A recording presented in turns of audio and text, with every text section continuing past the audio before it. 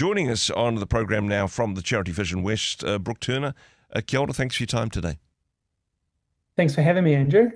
This is a tough season. Yes, it's a tough season for the people that you work with who are very marginalised in some ways, particularly financially.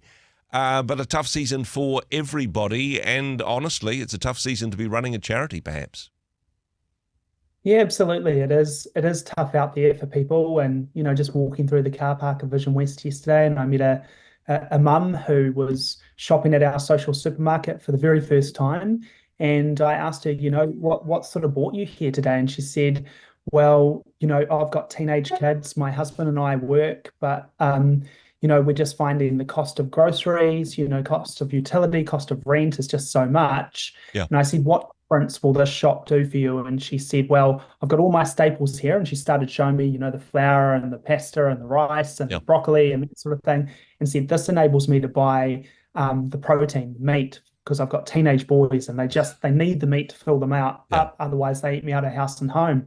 First time user of Manaaki Kai, hard worker, but stuff is times are tough, and it was certainly tough for her. So yeah, it is something that I think we're all facing, right? Yeah. And we need to think about that. The difficulty, though, is, and I mean that's a powerful story. It pushes against the stereotype or what we think a poor person who uses a charity would look like.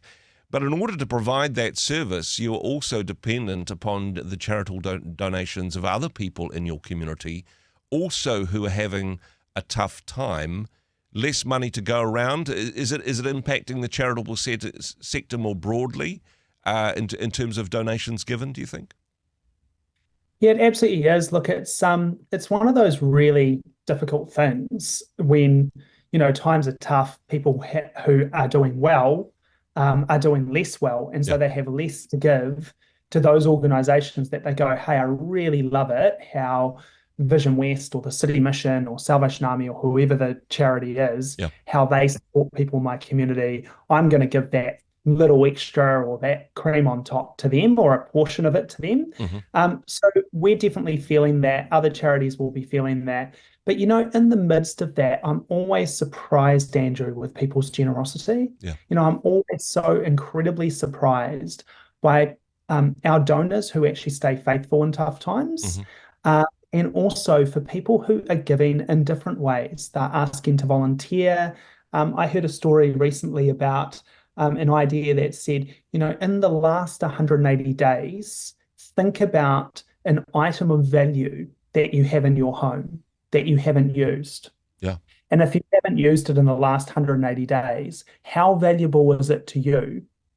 And could it be valuable to someone else? Now, that costs you and I nothing, except the fact of thinking about that thing. And, if you're like me, you go, oh, but I really like that thing. I want to keep that. and hey, the worst possible thing, you might have a slightly tidier garage, Brooke. I mean... Yeah, that's right. Minimalism, right? But I think, there may be an appliance in the corner cupboard in your kitchen. It may be, a piece of furniture that's just sitting in your rumpus that's taking up too much space, those sorts of things.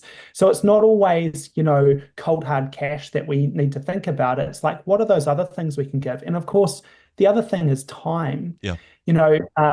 There's this idea of just all the needs are way over there. Like I've got to somehow set up a project to help the needy. Well, often they're just your neighbor, the person down the street, someone at church, that just having that sense and that heart from God on a Sunday to say, hey, I need to reach out to that person and see how I can help. Those sorts of things. In the Lenten season, charitable giving, or almsgiving as it is, to use the old-fashioned term, this is one of those spiritual disciplines as we head towards Easter. It's not a term that you hear that often these days, though perhaps fallen out of favour or fallen out of the vocabulary at least. Yeah, absolutely. I think it is, one of those really beautiful traditions. And of course, there's some powerful scriptures that remind us of almsgiving. I think about Isaiah 58, is it not the fast that I have chosen to loose the bonds of wickedness, to undo the straps of the yoke, to let the oppressed go free and to break every yoke? Is it not to share your bread with the hungry and bring the homeless into your house? when you see the naked to cover them and not to hide yourself from your own flesh, then your light shall break forth to the dawn, like the dawn, and your healing shall spring up speedily. So there's this connection in scripture between actually prayer and fasting and those sort of Lent disciplines that Yeah. we can get used to. And, maybe people out there are fasting social media or fasting sugar or fasting television or whatever those things may be, and replacing that thing that they're fasting with times of prayer. But actually, coupled with that is acts of justice, Hmm. acts of mercy, the person who is going without. And that can be a really small thing. So I encourage listeners to think of that small thing. Like one that comes to mind for me is that when I was growing up, we lived in Palmerston North, and over the back fence there was this house. My brother and I called it the haunted house because it Yeah. had blown out windows and grass up to your knees, Yeah. Yeah. and we never thought anyone lived there, and we'd throw stones at it and that sort of thing, and Hence the dare each broken other. windows. Yeah. Yeah. Yeah, dare each other to go into the property. Turns out, Mum realised that someone lived in that house due to the smoke coming from the chimney, Wow. and it was a recluse named Cliff. And one day, Mum, being a good Woodville girl, she walks out there, she knocks on the door, and she finds Cliff in the kitchen cooking one boiled potato. Mm. That's all he had to eat. And so Cliff was a recluse. He didn't want help. He was very resistant to any kind of help. Yeah. But Mum made a decision that day that each Christmas we would take Cliff Christmas dinner. Okay. And so we did. And as a family, we gave Christmas dinner to Cliff until the day that he died. And that Wow. was 22 years later. Wow. What a powerful act of mercy and justice, a very small price to pay for a big act of compassion.